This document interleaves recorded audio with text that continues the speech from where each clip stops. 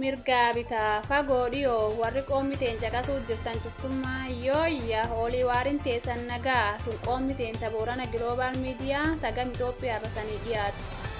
Akka inni Itoophiyaa guyyaan argurraan dhal 8 gan 2018 hannami oduu biyya gurrisan buusu jiru leelloo moluu jaataniiti. Olii waari mirgaaf bitaa ta duniyaa balloosanii dhiyeessinaa itti dhiyaadhaa ak miisho oduu teennaa tun waliin turasaniin jenna. Jalqab oduu teentaardhaa kaayimii godin boorana bakbuu kubba miila dabsatanii dooqan galanii finni godin booranaaf diriyaa ballo yooyyoo taasisee fi jajjabeessi.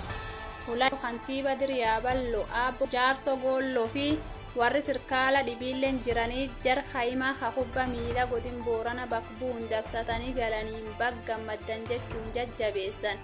Taphattoota garee kubba miila godin booranaatiif lafman jireenya bulchiisi diriyaa ballo yoo hennaniif taphattoota baalee roobee deemanii dabsatanii galaniif beesa Itoophiyaa birri 330 badhaasanii jiru. Oduu itti aantuun bulchaan bulchiisa godin booran ba'aa Abba Abdirazaaq Huseen maatii biiqa jaldeessaa ta dhibee ilaa qabduuf qarqaarsi yaalaa man jireenyaaf waan dhibiillee tolcheef eegi maatiin tun cirrees bira galte finni godin booran ba'aatiif finni dirnageelle boorana waliin ta'uun man jireenya dhiibuu sadi qabu mii isaan barbaachis cufayyuu guutanii fi guyyaa halee fuula sirkaalii hedduun jiruutti itti galchan. Maatiin abbii qaataa warri dirnageelle boorana fudhatee lafoobruu dhiyootu henninaaf jedhanii jiru. Oduu dhibiin korii gamtaa Afrikaa ha guyyaa lamaaf ture ardha nagaan gargar ka'ee galee jedhan. Korii gamtaa Afrikaa 39 mata dure dhiyeessi bisaanii tanuu somnee fi aadaa qulqullina naannoo amansiisa mirkaneessuun milkaa'inni galmoota ajanda 263 jedhu dirguddaa Itoophiyaa Finfinnee geggeeffamee jira. Barreessaan olaanaan mootummoota gamtoomanii Abba Antooniyoo Guutarees Afrikaan mammaree nageenya keessatti barcuma dhaabbata qabaachuu dhabuun isii fudhatama hin qabu. Hor addunyaa kadubbitti murteessan keessatti argamuu qabdii jedhe. Jabeenni Afrikaa ufitti amantummaa fi tokkummaa Afrikaan qabdirra waan madduuf Afrikaan tokko taatee harka wal qabachuu maltee jedhe. Ministeerri muummee Xaaliyaan Joorjiyaa Meeloon fuulduri biyyoota Awurooppaa Afrikaa irratti hirkatuu wal nama hin gaafachiisuu jedhe. Biyyi Afrikaa kun horii qabeenya uumamaa fi lafa qonnaa bal'oo humna nama hojjetu guddoo waan qabduuf hara qajeelan itti fayyadamnaan addunyaafuu duranaaf utubaa taatii jetti.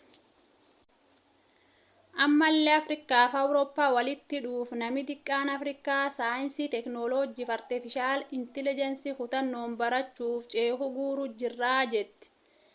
Muummeen ministeera Itoophiyaa Dr. Abiy Ahmed illeen korhan irratti Itoophiyaan biyya guddoo uummata miliyoona 130 ol qabdu waan taateef balbal galaanaa akka hara nagaatiin argattu fal godhuu jirraa jedhe. Dr. Abiy barreessa olaanaa mootummoota gamtoomanii Abba Antooniyoo Guutarees waliin akka kophaatti dhimmoota hedduu irraan mari'atan fuula feesbuukii isaanii irratti himee jira. Daayimtuu ministeerri uwwaa fi hawaasummaa Itoophiyaa seera harkuma haaraa baase. Itoophiyaa keessatti nami wal fuudhee walii heddachaa waan dhufeef ganni Itoophiyaa 2019 irra haasee nami wal alkumachuu fedhuftinuu leenjii hubannoo alkuma fudhatee akka sartifikeetti argatuutti akka fuudhuuf heerumuullee hin dandeenye ministeerri kun seera haaraa baasee jira. Seerri haaraan kun akka ba'uuf wanti sabab ta'e lakkoofsinaan bultiin isaa diigamtee parsantii 54 darame waan jiruufi jedhan. Rakkoon tun wallaalchirra waan maddituuf sirkaalii raaba gadaa jaarroti biyyaa abbootiin amantaa fi NGO'leen nam xiqqaa gorsa barumsaa hubannoo alkumaa hennuu malanii jedhan. Oduu biraatiin caffee Oromiyaa hor hudhaneessoo ganni shaneessoo Adaamma galma caffee korachaa ture obbaatee jirti. Waldeennan tun waan marra bisaanii misoom nageenya fi fitte dhibii Oromiyaa heejjiru mal ittiin furan irratti guyyaa lamaaf korattee jirti. Buufattoo hor kana irratti pirezidaantiin mootummaa naannoo Oromiyaa Aabbi Shimallis Abdiisaa gaafi miseensoti caffee irra gaafataman deebisee maal finne gariillee ittiin qajeelfatan caffeetti himee jiraa jedhan. Oduu miishootiin guyyaa ardhaa gochi burjii ayyaan gannaaressaa hoon akka jedhan gosa hedduu waliin dirgudda burjii sooyyamaa jilachaa oolan. Gam godin Booranaatiin bakka bu'aa waajjira kominikeeshinii godin Booranaa Aabbaroo Hateeloof hooggantuu waajjiraadhaaf turizimii godin Booranaa Aadde Alamituu Qaampee jiltan irratti argamuun gammachuu isaanii waliin qoodatanii jiru.